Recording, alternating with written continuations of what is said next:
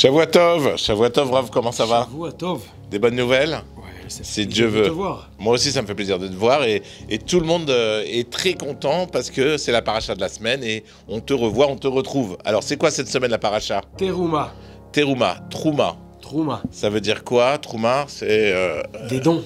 Les dons. Ah bah les dons, tu vois, après le gala du cœur des mamans qu'il y a eu la semaine dernière, parler de dons, c'est très bien. D'ailleurs, bravo pour les donateurs. 2 millions de shekels, ils ont récolté pour le cœur des mamans. Et ils ont besoin de beaucoup plus, mais bon, déjà, c'est pas mal. Et bravo à toute l'équipe du cœur des mamans. Vous êtes au top. Alors, Rav. Terouma, c'est on va construire le temple, Ouais. le Mishkan. Donc, Moshe va demander aux Juifs de donner chacun des dons pour construire le temple. D'où la fameuse chanson de Moshe. Donnez, donnez, donnez-moi. Dieu vous le rendra. Ah, elle est bonne. Elle est bonne aussi. Ou alors, donnez-moi de la moulaga. C'est une autre version qui vient de sortir. Alors, une des choses qu'on construit pour le temple, c'est le Aaron. Le Aaron à Kodesh. Aaron à Kodesh. Donc, c'est la boîte. C'est un peu toi, Aaron. Ah, pas mal. Voilà.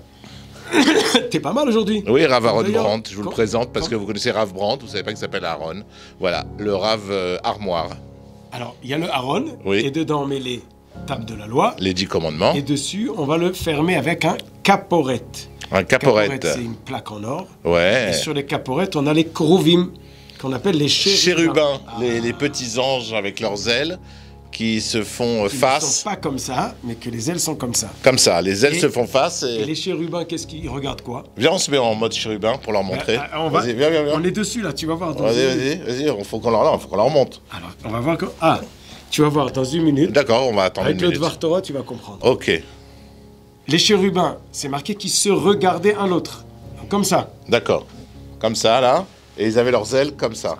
Ça, c'est le verset qui nous dit ils vont se regarder un l'autre. Le verset d'après, qu'est-ce qu'il nous dit? Ils regardaient le caporette. C'est quoi le caporette? C'est la plaque en or Et en qui dessous, couvrait les 10 commandements. les 10 commandements.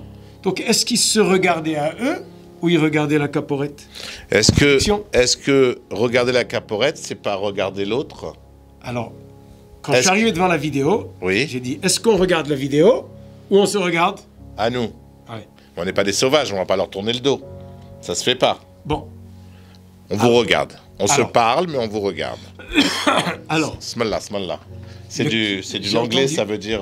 quand on tousse, on dit smallah en anglais. Tu connais? dire- Non, c'est comme ça, c'est un petit truc. alors j'ai entendu le Dvar Torah. Mhm. Je crois qu'il vient du Kliyakar, je l'ai entendu de mon père. Ouais. Et d'ailleurs, c'est son anniversaire, donc on peut lui souhaiter Mazel Tov. Au Kliyakar ou à ton père? Kliyakar, je connais pas son Ah, anniversaire, mais à à mon ton père, père. oui.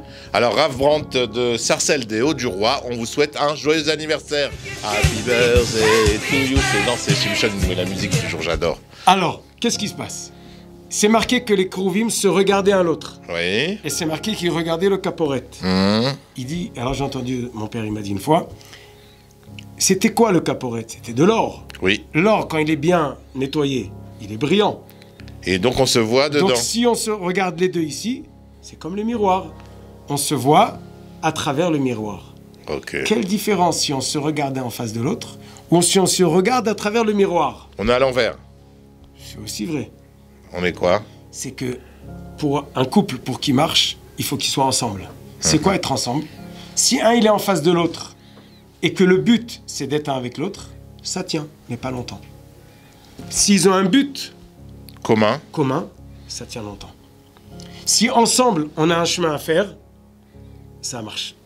Si le but est juste qu'on soit ensemble, ça tient des hauts des bas. Les kérouvim, ils se regardaient un l'autre, mais comment? Pas directement.